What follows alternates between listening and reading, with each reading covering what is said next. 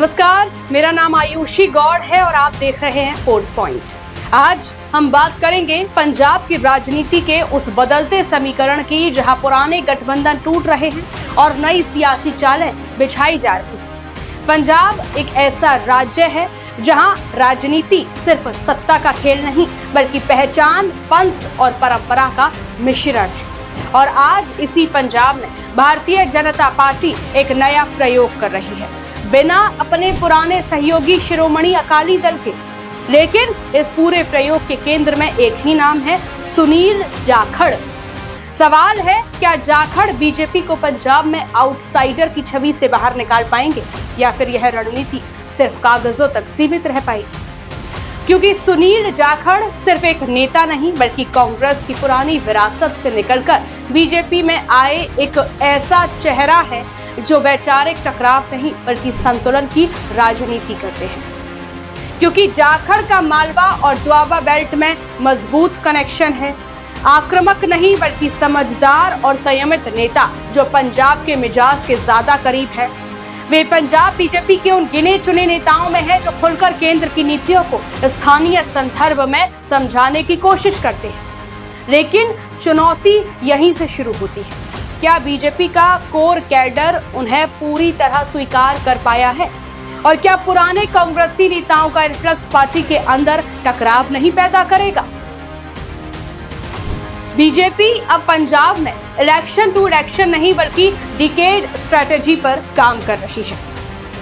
Hindu urban belt पर focus. Punjab के शहर लुधियाना, जालंधर, अमृतसर, पठानकोट, यहाँ बीजेपी अपना कोर बेस मजबूत कर रही है।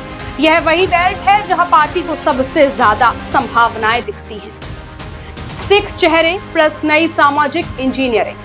कैप्टन अमरिंदर सिंह जैसे नेताओं को साथ लाना सिर्फ प्रतीकात्मक नहीं बल्कि संदेश राजनीति है कि बीजेपी खुद को पैन पंजाब पार्टी के रूप में पेश करना चाहती है। राष्ट्रीय मुद्दों का लोकल पैकेजिंग, सीमा सुरक्षा, ड्रोन, नशा, ये मुद्दे सिर्फ बयान नहीं बल्कि पंजाब में रियल कंसर्न है। बीजेपी इन्हें अपनी सबसे बड़ी ताकत बनाना चाहती है। हाल के समय में जाखड़ ने संगठन को मजबूत करने के लिए कुछ अहम कदम उठाए हैं। बूथ लेवल तक कैडर एक्टिवेशन पर जोर, शहरी युवाओं को जोड़ने के लिए डिजिटल कैंपेन, पुरानी बीजेपी नेताओं और नए चेहरों के बीच बैलेंस बनाने की कोशिश।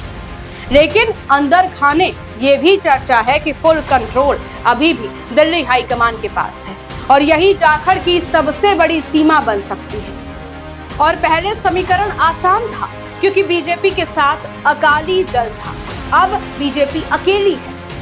राजनीतिक विश्लेषकों का मानना है कि अगर मुकाबला बहुकोणीय होता है, यानी आप, कांग्रेस, एसएडी, बीजेपी, तो बीजेपी डार्क हॉर्स बन सकती है। किसान और पंथक राजनीति, यहाँ से असली मुश्किल शुरू होती है क्योंकि किसान आंदोलन की यादें अभी भी ताजा है। ग्रामीण पंजाब में बीजेपी की स्वीकार्यता सीमित है। पंथक राजनीति में बीजेपी अभी भी आउटसाइडर मानी जाती है, यानी शहर में पकड़ लेकिन गांव में संघर्ष।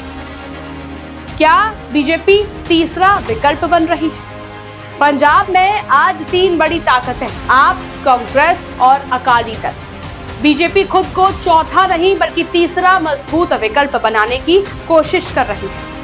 अगर जाखड़ यह नैरेटिव सेट करने में सफल होते हैं तो गेम पूरी तरह बदल सकता है।